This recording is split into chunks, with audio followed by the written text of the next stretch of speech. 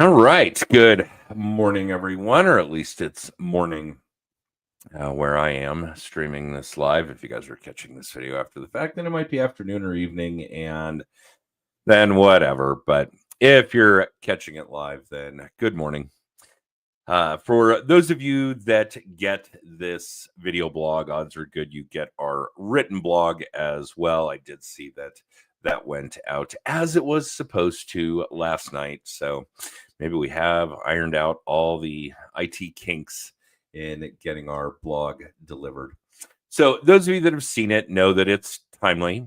Happy holiday. It is Veterans Day. And while we don't do a whole lot of content that completely circumnavigates around the mortgage space, even though it's what we do, it's just not really an entertaining subject for you guys unless you happen to be in the throes of buying or refinancing a home. Then there might be some relevance to that, but we did deem it appropriate to do our blog this time around regarding VA loans, knowing that it would be delivered and we'd be doing this video on Veterans Day.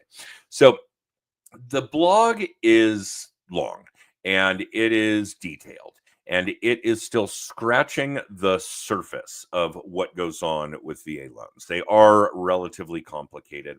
Those of you that have one or have had one, or maybe you've had multiple, you've reinstated your eligibility, those kinds of things, know this. Maybe you have 100% disability and you didn't at one time, and you've seen the differences in the funding fees, those kinds of things. It is a complicated loan. So I'm not going to get into the weeds too deep on the video blog, but if you want to go read the blog post on our website, certainly feel free to do that.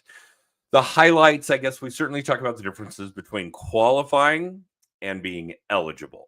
And everybody who gets a mortgage, VA, FHA, Fannie Mae, Freddie Mac, USDA, whatever, you have to qualify for that mortgage, credit scores, debt to income ratios, etc. With VA loans, you also have to be eligible. So we talk a little bit about what does and doesn't make somebody eligible for a VA loan. Duration of service, is that in wartime or peacetime? Are you active duty? Are you reservist or guardsman? Those kinds of things. So and just so you're aware, having spent, I don't know, a decade, maybe 15 years volunteering for employer support of the Guard and Reserve at the Department of Defense, I've got a pretty good grip on how that works for reservists and National Guardsmen, National Guard members. So if you have questions, or you're not sure about how that service works in one of those roles, how your VA eligibility works in one of those roles, don't hesitate to ask. Surviving spouses, we talk about that a little bit as well.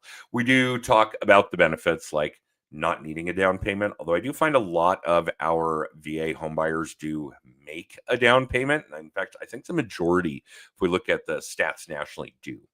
There's no monthly mortgage insurance. That's one of the biggest benefits. Now, of course, if you're putting 20% down or more, you wouldn't have that on a conventional loan, but government rates are typically lower than conventional rates. So that's also a big deal. No monthly mortgage insurance. Typically, the best rates that the conforming mortgage world will provide. Very competitive credit and underwriting standards. You don't have to have great credit scores. Technically, while there are lender guideline overlays, technically you don't have to have a good credit score too. There's no credit score requirement on VA loans, but again, way into the weeds.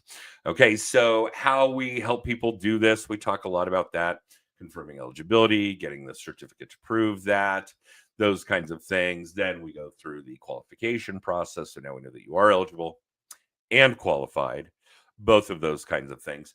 Properties, again, get a little different when it comes to VA loans. Not quite along the lines of what goes on with FHA, but we do want to make sure that we are protecting VA home buyers, VA homeowners when it comes to health and hazard issues with a property. We talk about entitlement. We talk about the fact that there's really not a loan cap, a blanket loan cap anymore. There really isn't a loan limit anymore on VA loans. How to restore and reuse your entitlement, what the VA funding fee is, who has to pay it, who's exempt from it, who has something in between, and there is kind of a sliding scale. So again, there are a lot of things that go on in VA lending. It's a really complex bit of gears and motors all turning at the same time to make sure that it's the right loan for the right veteran or active duty service member. Um, and it's a little different in purchases versus refinancing. We can talk about EARLs, the interest rate reduction refinance loan, which is unique to the VA product. I have a lot of clients that do that. Basically, as long as you've made your payments on time and your monthly payment will drop at least 5%, you can refinance it down to fair market without having to jump through all the hoops of employment, income, assets, appraisal, that kind of thing. VA cash out loans are not limited. Excuse me, still a little under the weather. So there are all kinds of great benefits and all kinds of very important details and all kinds of complexities that go into a VA loan. So happy Veterans Day. Again, I'm just scratching the surface. Go read the blog. And that's not even really scratching the surface of the complexities in the VA loan program.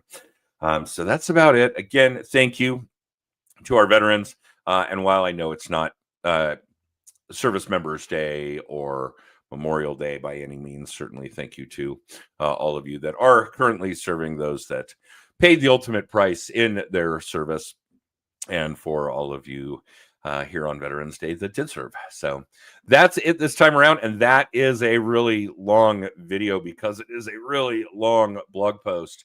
But again, it's just scratching the surface of what we really deal with in VA lending. So you guys have a great day. Happy holiday, and thanks for watching.